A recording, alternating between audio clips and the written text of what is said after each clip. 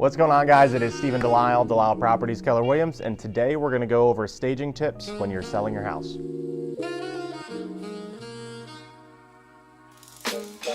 Now, if your home has an office like this home does, then you're going to want to mimic what this desk looks like. There's no papers out. You want this to look very staged, as if you might use this once a week. Moving into the dining room, this home doesn't have any of the place settings out on the table. I know a lot of people that don't necessarily use their dining room table, so they might have place settings for, let's say, Christmas or Easter. This one doesn't have anything on the table at all, so it leads the buyer to look at a very clean slate for them to imagine their things in your home.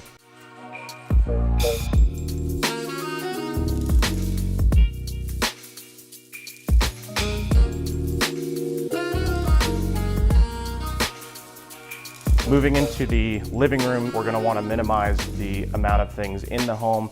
Again, the lens is big, bright, and open, so make sure all the blinds are open, make sure as much light is coming through that window as possible.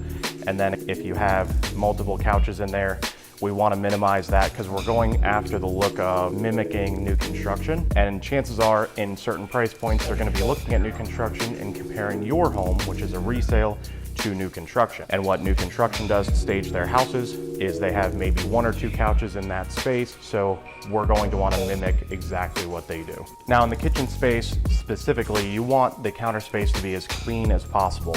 So if you have utensils and you have them out, just make sure they're in a bowl. And if you have a coffee space, you want to make sure that that space is kept very tidy, almost like a hotel.